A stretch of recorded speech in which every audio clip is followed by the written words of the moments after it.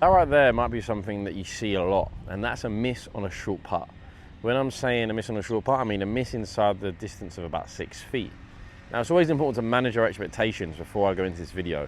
The make rate with PGA Tour players from 6 feet is only 60%. Everyone thinks they hold the world when they don't, okay? Well, obviously, the winner on that week is going to be making hole in 80, 90, 100%, but the PGA Tour average is 60 to 65%, okay? So, got to manage our expectations a little bit, right? From there though, moving on, is I feel like what most amateur golfers don't even hit is probably even the 40% mark, 30% mark. I feel like I see a lot of amateurs miss a lot of these short putts. And these short putts are going to be for pars, for birdies, for saving shots in your handicap, and obviously really important putts. And if you hole a fairly challenging 6, 5 or 4 footer, you're going to walk to the next tee in a much better mood, and it's going to carry your round through, I believe. If you putt well, then you walk onto the next tee in a better mood, and then that should affect your long game more positively. So in this video, I'm going to show you how to manage short putts better. This simple trick will show you how to hole more short putts. It's a really common fault I see with a lot of golfers, and yeah, let's do it. So again, let's say we're over this short putt.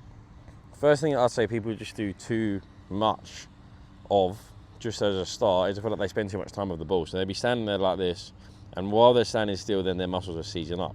Then it looks very rushed, and then obviously you get a missed putt.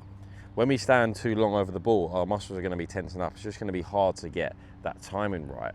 What I believe this then causes is the single most thing that I think is the worst mistake people make, is when they stand still for so long, then when they hit the putt, they try and follow it in.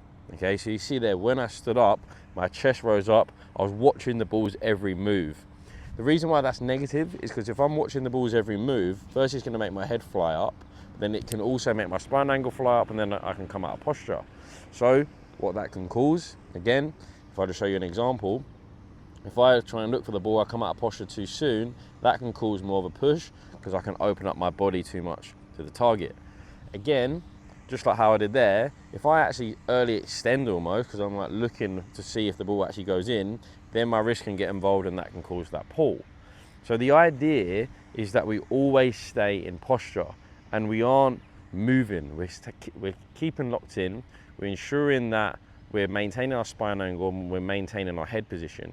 So we're always in this exact same position from start to finish, okay? That can be challenging for most people because some people just want to see the ball go in, but we need to break out of that habit. So the idea when we're on these short ones is our spine angle stays the same, so we're kind of locking in and we're turning the shoulders and we're keeping our head directly down towards the ball. And when the ball disappears after impact, it still needs to be looking down there, okay, for at least a few seconds. Now, the trick that's really going to help you master this is obviously be kind of conscious about staying locked in and not spending too much time over the ball. But the trick is I want you to hear the ball go in instead of see the ball go in.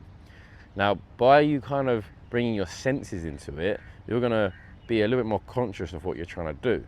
So I'm actually just trying to hear the ball go in. I don't want to see it go in. So that's kind of a little challenge. Obviously, I can see it out of the peripheral of my eye, which is fine, but I don't want to see it visually go in. Okay, I don't want to have a primary vision of the ball going in. So I'm just really trying to focus on staying locked in and trying to hear the ball hit the hole. Cool.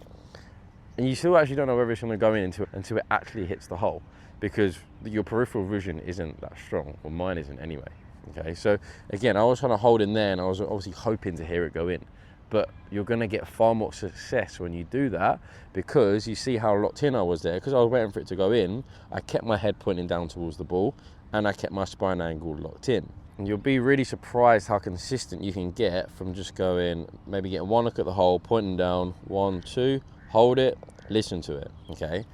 If you look at a lot of tour pros, that's what you'll see, all of them. You'll see them stay really locked in and keep their head down. All right guys, thank you for staying tuned. If you can like and subscribe, that'd be great. Let me know in the comment section how you get on, whether you miss putts still with keeping your head down. It should just keep you more locked in and keep your stroke better and ensure that your strike is solid, because you're going to be maintaining your posture. Thank you for watching, and I'll see you in the next video.